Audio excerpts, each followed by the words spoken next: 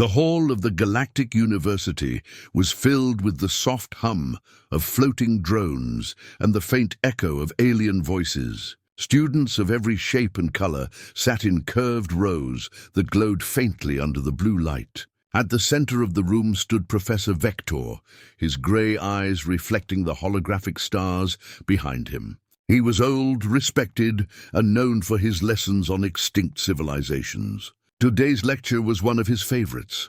"And so," he said proudly, his deep voice rolling across the chamber, "the most dangerous species that ever existed, the humans, were finally wiped out.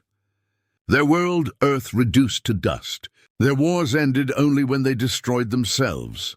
A ripple of amusement spread through the students. Some laughed softly, others shook their heads as if pitying the foolishness of those long-gone creatures. The professor turned, satisfied.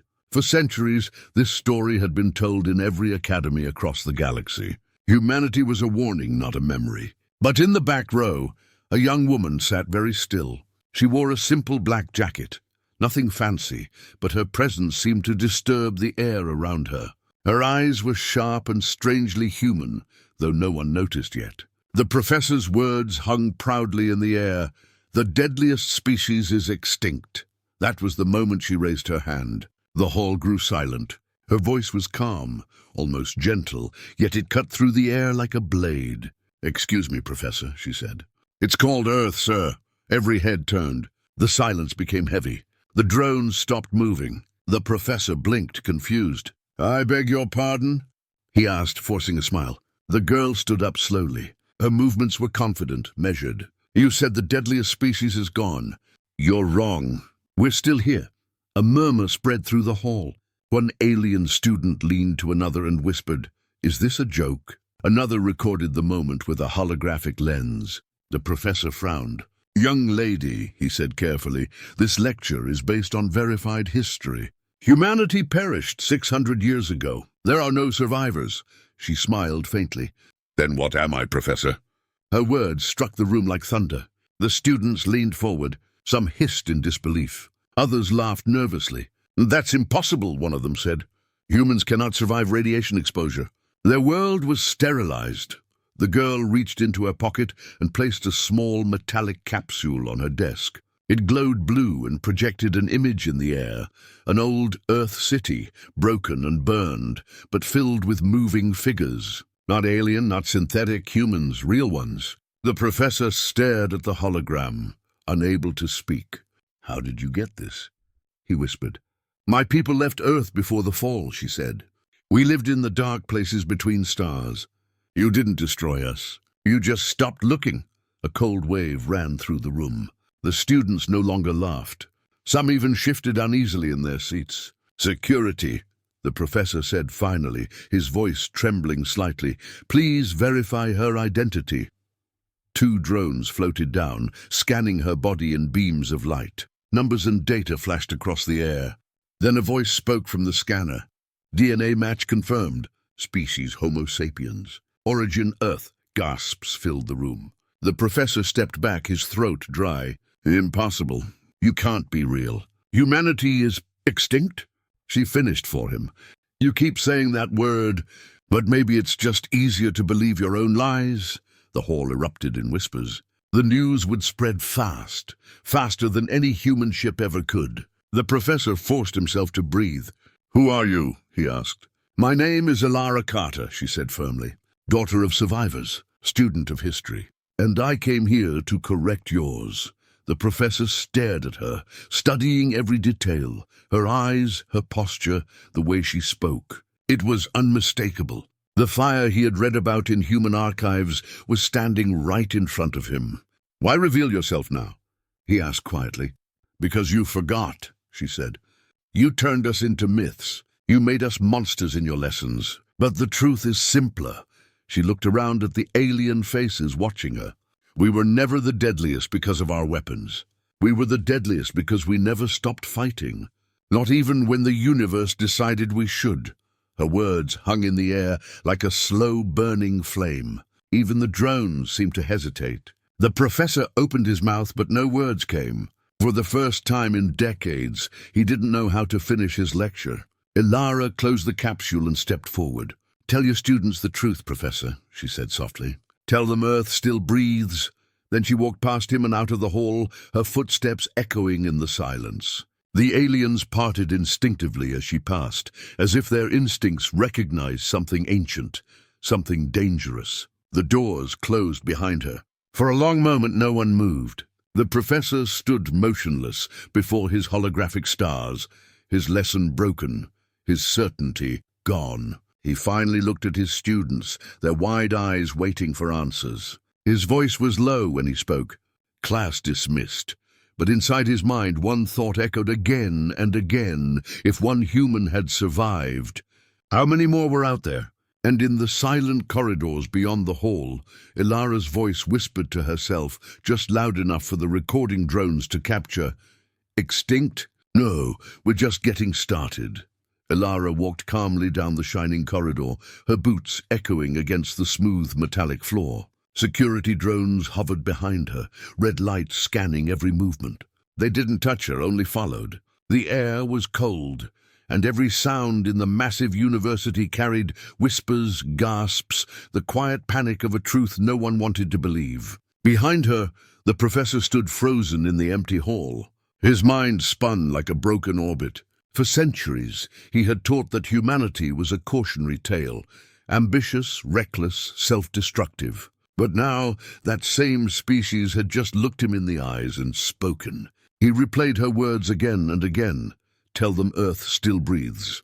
In his office above the lecture chamber, he opened the archives. The holographic screen filled with ancient reports: war, collapse, extinction. Every file ended with the same conclusion: species human, status extinct. Yet now there was one living proof standing in his university. He leaned back, whispering to himself, how can something be extinct when it's standing in front of you? Down below, Ilara was escorted into a small circular room. The walls were made of glass that turned opaque once the door sealed. Inside, bright white light filled the space. A single table stood in the center, and above it, a surveillance drone hovered silently. A voice spoke from the speaker above. Calm, mechanical, cold. "State your full identification." "Ilara Carter," she replied. "Born aboard the Ark vessel Resolute, descendant of Earth. Purpose of entry?" She smiled faintly. "Education." There was a long pause.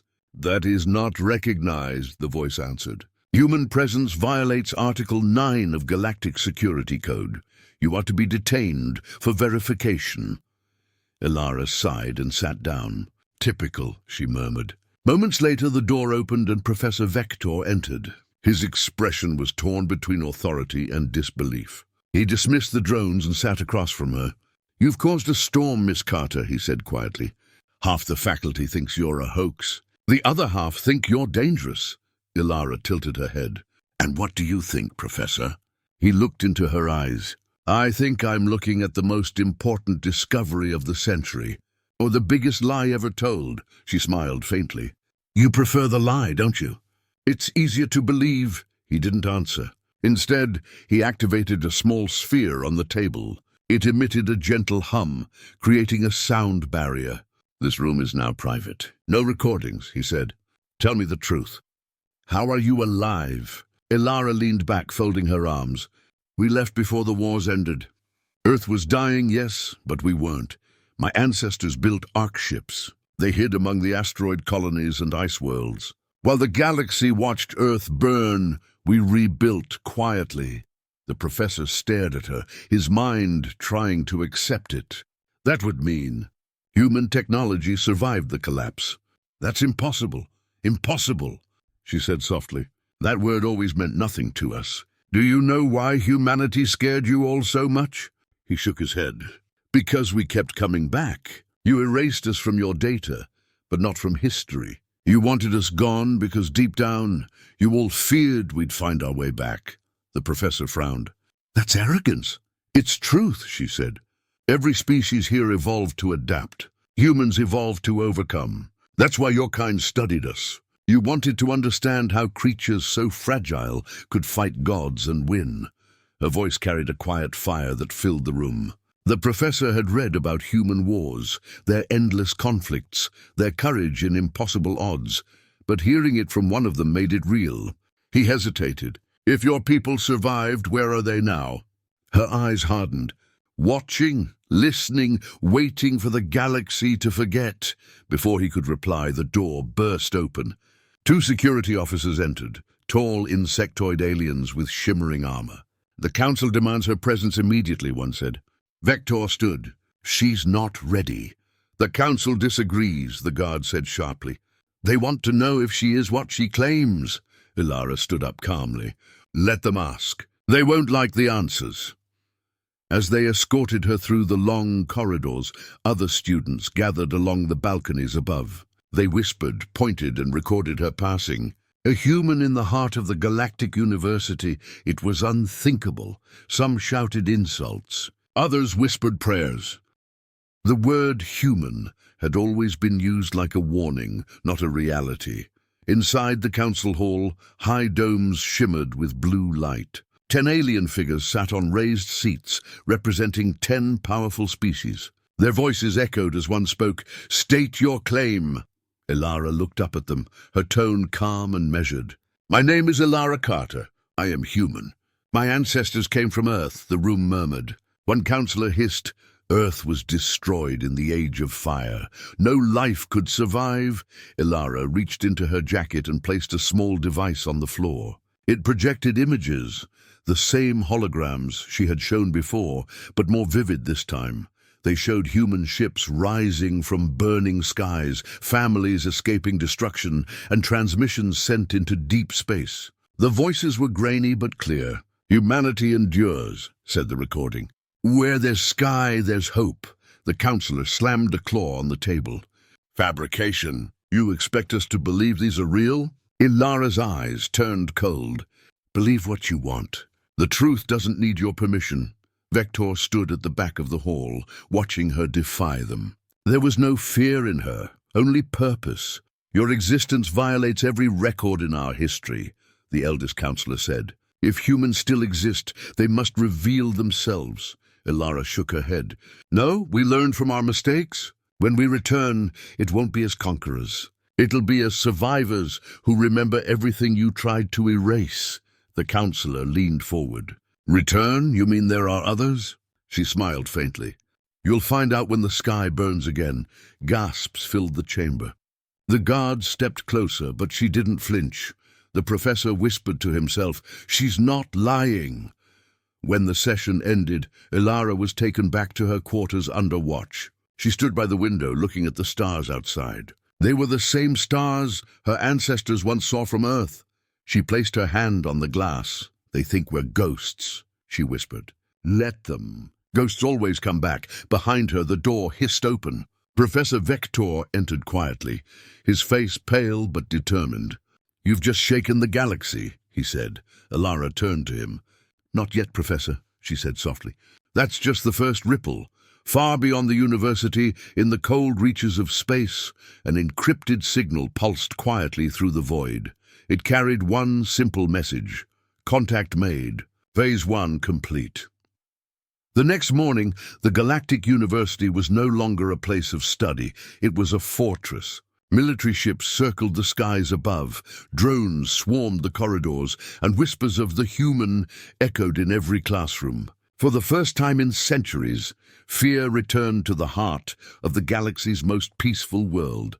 Inside a high-security facility beneath the university, Ilara sat alone in a glass chamber. Wires ran from the walls into strange machines, and a bright scanner orb floated above her head. It hummed as if sniffing her very soul. Outside the glass, Professor Vector watched nervously with a team of scientists. None of them dared to speak too loudly. One alien whispered, "She shouldn't exist." Another said, "If she's real, everything we know changes." Vector's hands trembled slightly. He couldn't deny what the scans had already shown. Ilara's DNA was 100% human. Not a clone, not an experiment, real, pure, but the Council wanted more. They wanted proof of intent. They wanted to know why she had come. A voice crackled through the intercom, deep and sharp. "Proceed with mental probe." Vector turned sharply. "No!" he shouted. "She's not a prisoner, she's a student."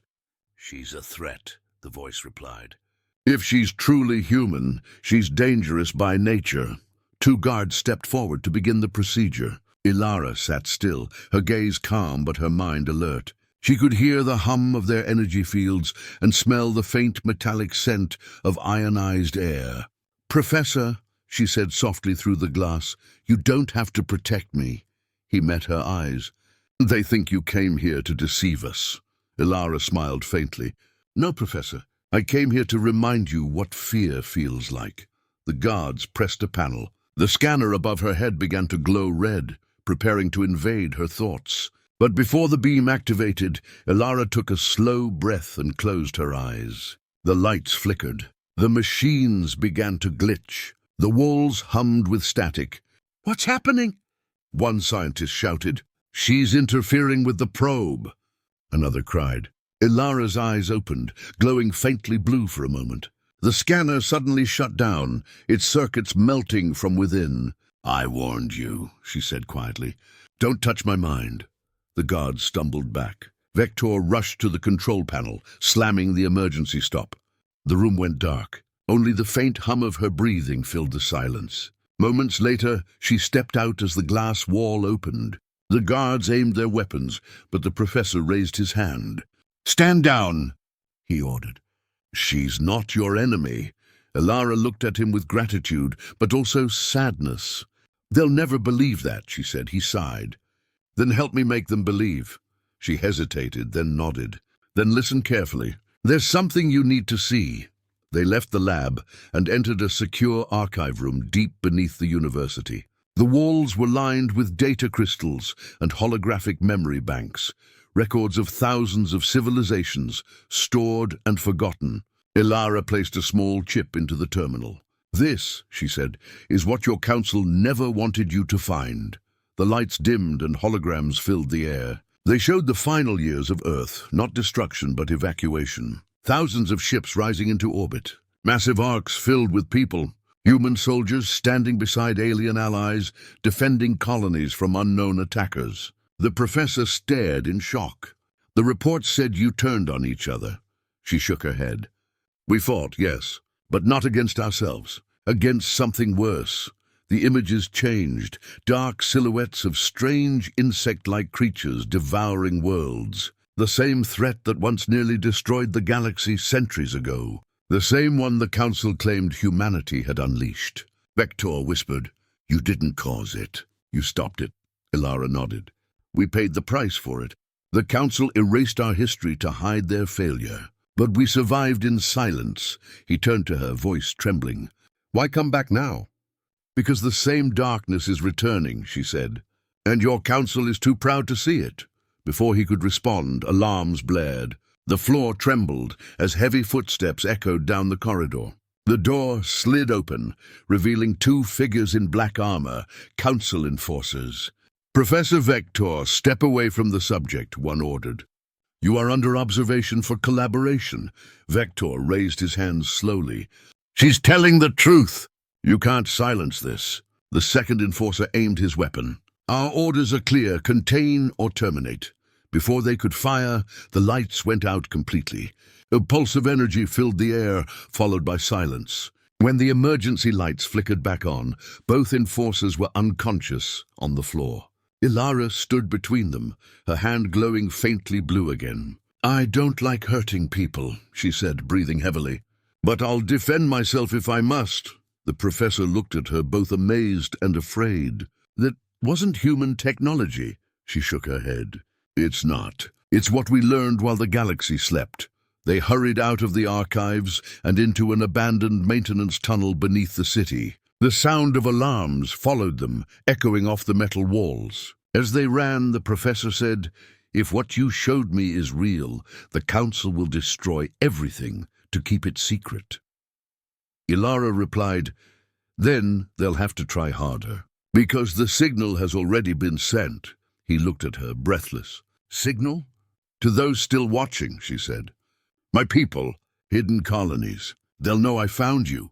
The professor stopped walking. "You brought them here." She turned toward him, her expression calm. No, Professor. I reminded them where home is. A deep rumble shook the tunnel.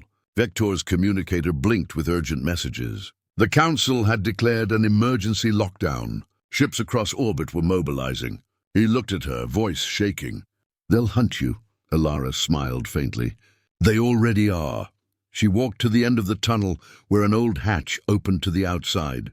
The stars shimmered in the distance, calm and endless. We were never extinct, she said softly. We were only waiting for the right moment. The professor followed her gaze, his fear slowly turning into wonder. What happens now? He asked. Ilara looked back at him, her expression both fierce and gentle. Now, Professor, they learn that humanity never forgets. Above them, invisible to the naked eye, something vast moved through the darkness of space, a shadow of a ship that had no record in any council database. And as its faint signal pulsed across the void, one message repeated again and again: humanity endures. The Galactic Council chamber was a place of order, reason and silence, until the day Alara Carter walked in. Now the air was filled with tension so thick that even the guards kept their weapons half raised. The hall, carved from silverstone and wrapped in shimmering blue light, stood as a symbol of control. But control was slipping. At the center, the 10 counselors of the galaxy sat on their floating thrones, each representing a species older than human memory. Professor Vector stood to the side, pale and uncertain. Ilara stood below them, unchained, yet surrounded by armed soldiers. Her expression was calm, unreadable. "Begin the hearing," said the Prime Counselor, his voice deep and metallic. "Identity, human. Claim, survival of a supposedly extinct race. Purpose unknown. Explain yourself." Ilara looked up, meeting the gaze of 10 rulers who thought they had shaped the galaxy's truth. "I'm not here to explain," she said softly. "I'm here to remind you." Whispers filled the chamber. The Prime Counselor slammed his staff. "Remind us of what?" "That humanity doesn't vanish," she replied. "It adapts, it hides, and it learns." Her tone carried a quiet defiance that made the counselors shift uncomfortably. Another voice, a cold, reptilian one, spoke next. "You claim to be human, yet humanity destroyed its own world. What proof do you bring?" Ilara stepped forward. "Proof doesn't come from words." She held up a small data crystal. "It comes from what you tried to erase." She placed it on the floor. The crystal flickered, then exploded in light. Images filled the chamber, human fleets rising from ruined Earth, battles fought on alien worlds, ships carrying refugees across the void. The counselors stared as the projection showed human soldiers defending alien colonies, their ships burning alongside the very species who later called them dangerous. Professor Vector's voice trembled. This can't be fake." "These are authentic time logs from the Age of Fire," one counselor hissed. "Impossible. Those records were sealed forever." Ilara turned to them. "Sealed by you?" Gasps filled the hall. She continued, her voice steady but sharp. "You told the galaxy that humans destroyed themselves, that Earth burned because of our arrogance. But the truth is, you left us there. When we fought the swarm, you withdrew your fleets and let our world burn. And when we won, you called us extinct because you were afraid of what we might become." The room erupted in shouting. Guards took a step forward, but the Prime Counselor raised his hand. "Silence!" He stared down at her. "Even if what you say were true, you speak as if humanity is preparing to return." Ilara's lips curved into the faintest smile. "Return? No, Counselor. We already have." A sudden pulse of light filled the chamber. The Council's main display screens flickered, showing dozens of new signals appearing across nearby star systems, faint transmissions, encrypted and untraceable. "Multiple unknown frequencies detected," reported an aide. "Source unidentified." The professor's eyes widened. "They're human signals." Ilara didn't move. "They've been waiting for centuries, watching, listening, learning your languages, your weaknesses, your arrogance." The counselors spoke over each other, voices shaking. "You're threatening the galaxy." Ilara replied quietly, "No, we're warning it." For the first time in 1,000 years, the council felt fear. The Prime Counselor leaned forward. Why reveal this now? Why not stay hidden? Ilara looked up at the dome above them, where holographic stars shone faintly. Because history deserves correction. You erased us to protect your pride.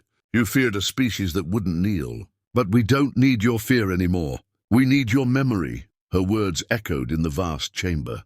Even the guards hesitated, their eyes flicking between duty and doubt. Vector stepped forward slowly. If humanity truly survived, what do you want from us? Ilara turned to him, her expression softening for a moment. Nothing. We came back not to conquer, but to be remembered as what we were. Protectors, explorers, dreamers. But, she added after a pause, if you make the same mistake again, we will remind you what happens when you call us extinct. Before anyone could respond, the chamber's lights dimmed. The holographic stars began to distort, forming a single glowing symbol, a blue circle with 12 lines. The council gasped. It was the emblem of the Terran Federation, thought lost forever. A deep voice came through the speakers. Not Ilara's, not the council's. Transmission received. Contact confirmed. Humanity acknowledges your ignorance. The hall fell silent. Ilara looked up, eyes glowing faintly in the reflection of the blue light. They heard me, she whispered. One of the younger counselors shouted, "Cut the transmission!" But the symbol only grew brighter, filling the entire chamber with its glow. The voice continued, "We have watched your peace. We have seen your pride. You built empires on the lie of our extinction. But know this, the children of Earth never disappeared. We endured, then, just as suddenly as it appeared, the signal vanished. The lights returned, no one spoke, no one moved. Even the guards lowered their weapons slightly. Vector turned to Ilara. You've just revealed your people to the entire galaxy. Do you know what that means? She nodded slowly. Yes, Professor. It means the truth can't be buried anymore. The Prime Counselor rose from his throne, anger trembling in his voice. You've broken galactic law. You've declared war. Ilara met his gaze. No, I've declared existence. The chamber filled with murmurs. Some counselors looked terrified, others furious. But one thing was clear. None of them had control anymore. Outside the building, the skies shimmered as fleets began to move. Civilian networks were already buzzing with the same symbol Ilara had shown. Across distant worlds, whispers spread like wildfire. Humans live. Ilara turned to the professor. The galaxy will panic, he said quietly. They always do when the truth shows up, she replied. As guards surrounded her again, she didn't resist. She simply glanced at the nearest camera drone and said softly, "Tell your history books to make room for one more chapter." The guards led her away, but as she passed through the corridors, hundreds of alien students watched from the balconies. None of them laughed this time. Some lowered their eyes. Some saluted. By the time she was gone, her image was already spreading across star systems, the lone human who stood before the Galactic Council and proved the universe wrong. In the quiet that followed, Professor Vector stood alone in the empty chamber. He looked at the faint mark of the human symbol still glowing on the floor. "She didn't come here to start a war," he whispered. "She came to wake one." Above him, the stars flickered, and far beyond them, something old, something human, was beginning to move again. The galaxy had not known chaos like this in centuries. Across hundreds of worlds, the same message echoed through communication grids and holonet streams. Humanity endures. At first, many believed it to be a hoax, a myth reborn by digital ghosts. But then came the images, unregistered ships moving through deep space, unknown signals on military frequencies, sightings of fleets with Earth's ancient symbol, a blue circle, crossed by 12 lines, appearing near trade routes. The Galactic Council called it an information infection, but no antivirus could stop it. In the days that followed, Ilara Carter's name spread faster than any fleet ever could. The girl who stood in front of the council, the human who defied extinction. Some called her a rebel. Others whispered she was a messenger of the old Earth gods. Professor Vector could barely keep up with the reports flooding into his terminal. Every news feed showed her image. Every planet debated her words. The Council tried to contain the panic, but fear had already found its voice, and its voice sounded human. He sat alone in his office, the lights dim. Outside his window, the city glowed under the artificial sky of the capital world. Ships roared across the horizon, but all he could see was her face, calm, fearless, unforgettable. When the door hissed open, he didn't look up. "I suppose you've come to arrest me," he said quietly, but the voice that answered wasn't that of a guard. "Not yet, Professor." He turned sharply. Ilara stood there, dressed in a dark cloak, hood drawn low. She looked tired but unbroken. Vector's eyes widened. "How did you escape?" "I didn't," she said softly. "They let me go. They think they're tracking me, and they're not." She smiled faintly. "They're tracking a decoy." He sighed, half in disbelief, half in awe. "You've started a storm. Every council world is on alert. Entire fleets are mobilizing. I didn't start it," she said. "I just reminded them what fear looks like when it remembers your name." Vector rubbed his forehead. "You don't understand what you've unleashed. The galaxy sees humans as destroyers, not saviors. They'll attack you before they even try to speak." Ilara looked at him calmly. "They've attacked us before, Professor. We survived that too." He leaned closer. "What are you planning?" She hesitated for a moment, then opened a small holographic cube. A faint blue light projected a star map, hundreds of systems, all marked with tiny symbols. "These are the hidden colonies," she said. "Outposts built by the first survivors. We call them the Echo Worlds. They've been silent for centuries, waiting for a signal." Vector's mouth went dry. "And you sent that signal," she nodded. "The awakening has begun." The map shifted. Blue dots turned red as each world responded, one by one. The professor stared, realizing what it meant. Humanity hadn't just survived in hiding. They had flourished. They had multiplied. And now they were answering the call. Vector's voice trembled. "You're bringing them back into the open." "All of them." Ilara closed the device. "The galaxy needs to remember who saved it once. Before the Council rewrote everything." "Saved it?" he asked. "From what?" She turned to the window, staring at the stars. "From the swarm, the same threat that's returning. My ancestors fought them when no one else would. They won. But the Council erased that victory to hide their shame. They couldn't bear the truth that humanity, the primitive species, saved their world." The professor's mind spun. "You're saying the swarm is coming back?" Her gaze didn't waver. "It's already here. Small attacks, border systems, missing ships. They're testing your defenses again. The Council doesn't see it yet." He stared at her in silence. The idea was terrifying, and yet he believed her. Every word. Ilara stepped closer. "The Council won't fight until it's too late." "But my people will. Do you mean to start a war?" he asked. She shook her head. "No, to finish the one they forgot." Before he could reply, alarms began to blare outside. The building trembled. Through the window, streaks of light shot across the sky. Not fireworks, but weapons fire. Vector ran to the window. "What's happening?" Ilara activated her wrist communicator. "They've found one of the Echo ships. They're trying to capture it." "Capture?" She nodded grimly. "They want human tech before they admit we're real." Outside, flashes of blue and gold lit up the night. Council defense drones chased a single, fast-moving vessel through the sky. It wasn't large, but it was faster than anything the professor had ever seen. Its hull shimmered with strange patterns that shifted like flowing metal. "That's human design," he whispered. Ilara smiled slightly. "Improved human design." Moments later, the Council's weapons locked onto the ship. It was surrounded. The professor turned to her in panic. "They'll destroy it." But Ilara only raised her wrist again. "They can try." She pressed a small button. The sky exploded in light. The human ship vanished, then reappeared behind the Council's drones, firing bright arcs of plasma that moved like living electricity. Within seconds, the drones fell from the sky, their systems fried. The ship ascended quietly unharmed before disappearing into the clouds. When the explosions faded, the city fell silent again.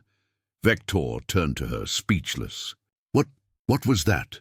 "Our way of saying hello," she said. He looked at her, eyes wide with realization. "You've already prepared for this, haven't you?" Ilara met his gaze. "For generations." The professor sat down, overwhelmed. "The galaxy will panic.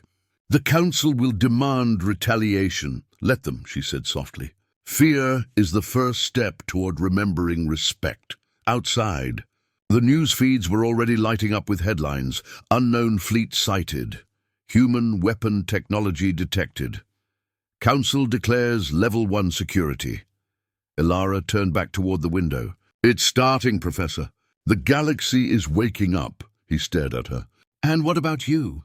She looked down, almost wistful. "My part's done. I was the signal.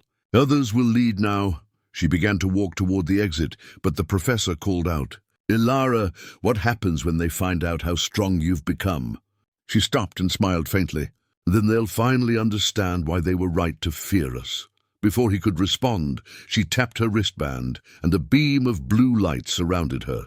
Her image shimmered, and in seconds she was gone. Vector stood alone, staring at the place where she had stood. Then he looked up at the night sky, where silent stars blinked, and among them a few flickered with faint, unnatural light. Across those distant systems, ships that bore the mark of Earth were awakening. Engines that had slept for centuries roared to life. Voices long forgotten spoke once more, and through the static of the galaxy's communication channels, one final coded message repeated in every language, on every frequency. Across every world, humanity remembers. The galaxy would never sleep the same again.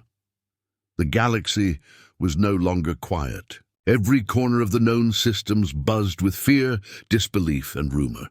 The words "human resurgence" appeared on every network, flashing beside images of the mysterious blue emblem, the mark of Earth. Some said it was a warning, others whispered it was a promise. But none could ignore it. Professor Vector stood on the balcony of his tower at dawn, staring at the sky where the stars still shimmered faintly through the artificial haze. He hadn't slept in days. Every hour brought new reports. Unidentified vessels near the borders, colonies reporting ghost transmissions, entire fleets going silent. Behind him, his terminal blinked with an incoming message. The symbol glowed, the same circle with 12 lines. He hesitated, then accepted the transmission. Ilara's face appeared, faint but steady. She looked older now, harder, sharper, as if the last few days had aged her by years. "Professor," she said softly. He exhaled in relief. "You're alive. For now," she said. "The Council's forces are spreading across the outer sectors. They're trying to intercept our fleets." "You mean your people?" he asked. She nodded. "We call them the Vanguard. The first generation born away from Earth, the ones who never forgot the mission." He frowned. "Mission?" Her tone changed, quieter, heavier. "To return when the galaxy needed us again. To remind them why they once feared us, and why they should never have erased us." She paused, then added, "It's beginning, Professor." The first confrontation. He felt his throat tighten. "Where?" "Outer Rim, Sector 91 Delta," she said. "A human fleet just arrived near a Council patrol line. They won't fire first, but if provoked..." She didn't finish the sentence. She didn't have to. The professor's eyes darkened. "You can't fight them. The galaxy will unite against you." Her expression was calm. "You can't unite fear. You can only delay it." Before he could reply, the transmission flickered. The signal was being jammed. Ilara's voice broke apart. "They're tracing. Don't trust the..." Then it cut off. He slammed his hand on the console. "Ilara..." But the line was dead. Moments later, alarms echoed through the city. The professor ran to the window. The sky was alive with movement. Council ships rising from the surface, their engines glowing crimson.